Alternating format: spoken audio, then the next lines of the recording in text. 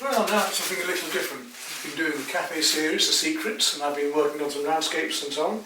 I'd like to move on to another large abstract. I've been wanting to do more colourful work this winter, and this particular one is a photograph that I've enhanced. I'll show it to you now. This photograph was taken down in Provence a couple of years ago, and I rather liked the abstract qualities of it, not just these lovely flowers and so on. So I've enhanced it on the computer and brought out all these lovely colours and shapes that are far more contemporary and far more abstract. This large area of white here and so on that I don't know what to do with quite, so I want to work up some of the explosions using silicone oil and so on here to get more textural effects going on. I'd like to think about using sponges, sponge rollers, palette knives, painting knives, spatulas, splattering, all sorts of different techniques into this to give myself a crossover in the contemporary to the figurative, within the abstract and the figurative in this particular painting on this huge canvas. I'm going to think about these areas of plain colour here being more textural as well, but I want to play with brushwork against that, all of these other background areas. So what I'm thinking of doing is starting by working up a deep green here that I can work the light over as a background, and I can work one into the other. So I'll start with some darks just to sort of sketch out the basic composition first, start with some darks here, and then hold to this light area, silicone oil on the cells as they explode into the liquid. Let's try this out and have a bit of fun anyway, just see where we go. What I want to do first is just work out basic composition. I want to keep to the composition that's here fairly much as possible. Just going to mark out quarters onto my photograph just so I know approximately where I am.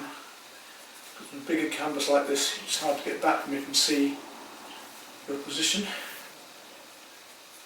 So there we go. I'll just mark this the same for the moment.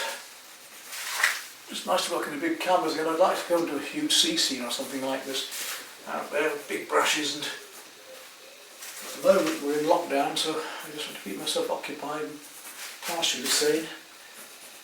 It's possible to be completely sane in my case because fighting a losing battle with what's already happened. Now, the trees come in here to the right, here like that, but that halfway between there and there, and here, again, a dark area like that, it comes down to about halfway here. It's just so I know where things are approximately. Because this is slightly squarer than this oblong composition, so I just want to fit the right shapes together. Not exactly the same as this, but make sure it works, the composition works correctly on here, which is the most important thing. But it come between here and here. I'm going to get a ruler, I'll just try it now the right with my eyesight. That shouldn't be too curved. There we go. To there. And then here we've got a vertical.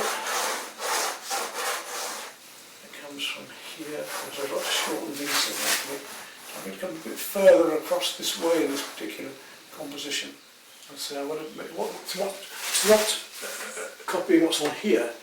That's not the problem. It's not a matter of reproducing the cross. It's a matter of using these forms and shapes on here to get the right effect on the canvas.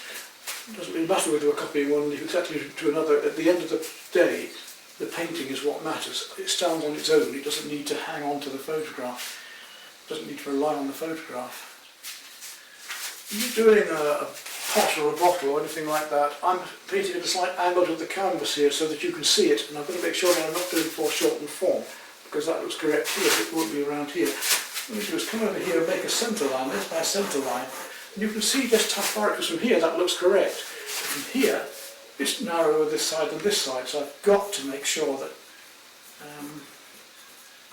I'm getting that the proportions right. The top of that jar wants to be here. These are just, they're nice shapes, and we're painting an abstract, but this is this balance between the figurative and the abstract, isn't it? The fact that when we're doing a figurative painting, we are still working with abstract shapes and forms. It's a lie. It's not a real image. We can't walk into this painting. We're creating an illusion of an image. We're telling a lie.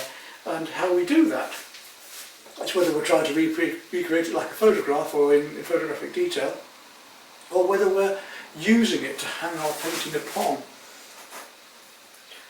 Using the forms there to make something more than just the photograph. Already I've recreated this photograph, taking it further. I took the composition myself, I made that choice as to where it was going to be. I've then enhanced it on the computer digitally to get sort of colours and new effects that are going to inspire me more to work with it.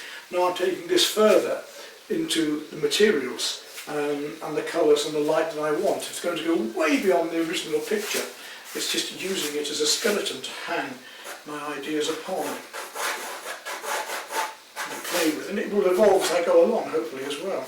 So you can see our composition happening quite nicely. It's sort of flowing around as a border here. It's rather lovely. There we go. So there's my basic composition. Now how am I going to start on this? Well, I want to work these large light areas first. And that's where I'm going to use my pouring medium. And I'm going to use a silicone oil on those pouring layers of very light colours, pale colours together to make cells to blister up there and over those areas. I may change my mind later, but I'm going to bring that, drag that white one in together with textures. I've laid my canvas out on the table, I've got my picture ready. I'm going to put the the other pouring colours with the cells right across that top edge. I may even use the cells in other places as well, we'll see. Quite fun to do. There I've got my usual brushes, sponge roller, say wet palette and so on, sponges for the effects that I might want, and the mixing pots as well. Well, it's time to mix up my pots of paint now for this job. So I've got 4 colours and I've got 4 pots. We'll start with the white paint. I'm going to want about a full pot of each when I've done. Now white's my main colour that I'm going to need, so if you dip your spoon into water before you start when you're taking these out of the pots of paint, it just comes off the spoon nice and easily, which is good. Last time I did this I used PVA glue, which worked perfectly well, but we'll give this pouring medium a go and just see if it's any other colours as well while I'm at it. I'll do the gold next, I think. Again, I've not used these in this way, so it's very interesting to see how they go.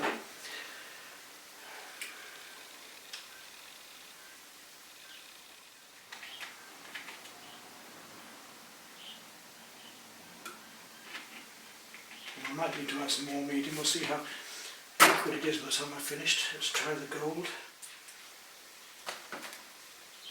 Again, until I'm happy.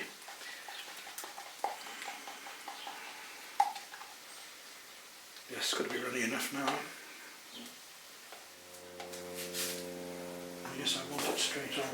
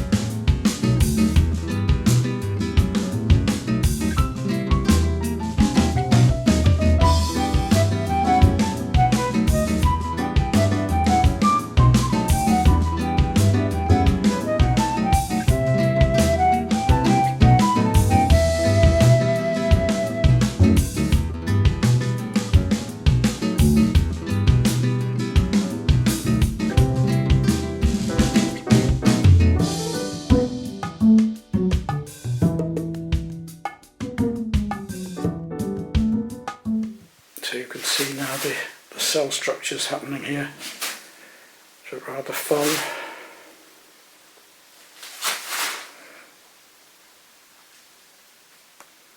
In this case I've used a mixture of the Pebeo and a little bit of PVA as well.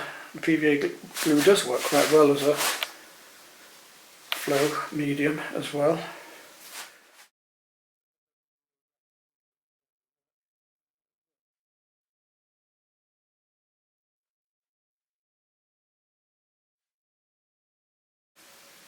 So we'll let that dry off and see where we go from there tomorrow. Closely at these patterns, and you can see how we can use these to fit in with the design we've got. These are going to be at the top edge, these cells and swirls we've got, I hope can be used within this abstract. One more at the bottom here as well, which is rather effective.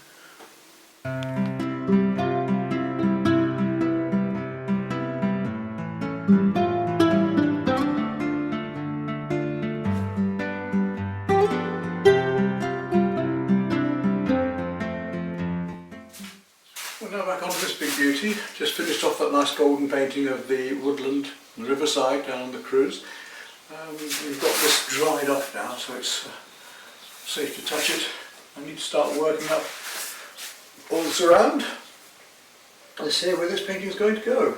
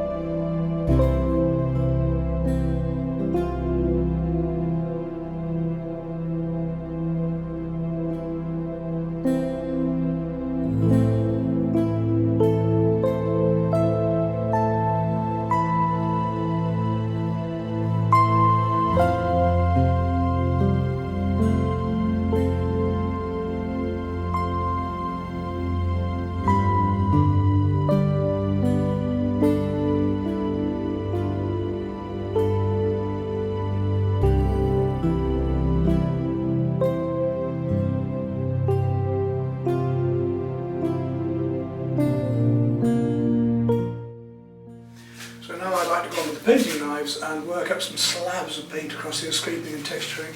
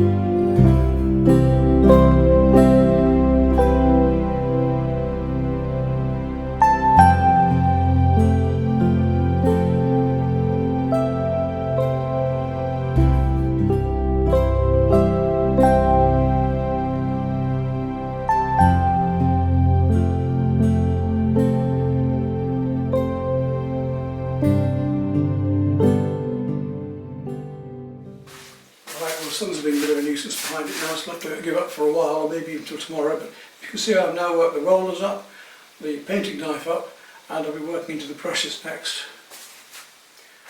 Okay, carry on this morning. We're going to move on to using brushes with this now. Use the sponge rollers, we've used palette knife, painting knife and a spatula. Now I want to get into more textural work with the brushes, with the actual leaf structures and shapes, hard against light against dark here. I'm going to start working with filberts now and make these leaf shapes.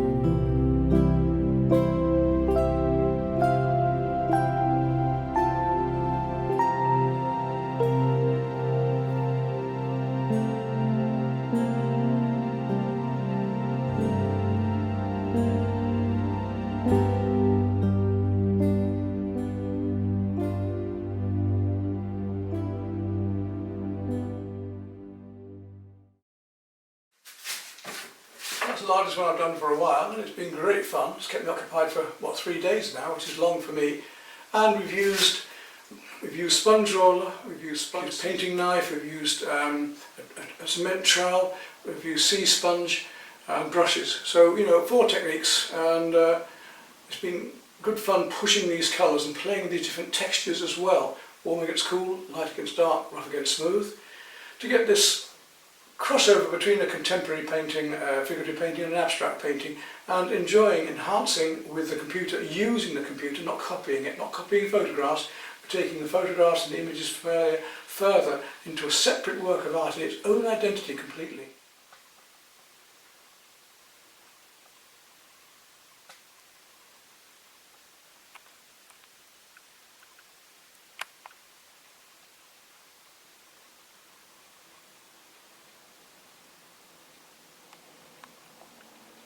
And of course we've also used the marbling technique earlier on, and doing explosive cells with silicone oil.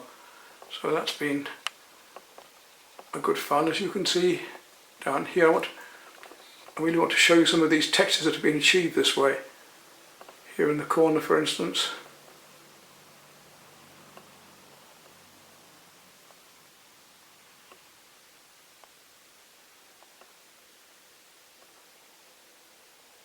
And up here in this corner, where I've used the gold, the bronze and the turquoise acrylics with the silicone and PVA glue to get these lovely effects in the background, which I can then incorporate into my painting as part of it, not as a right in itself.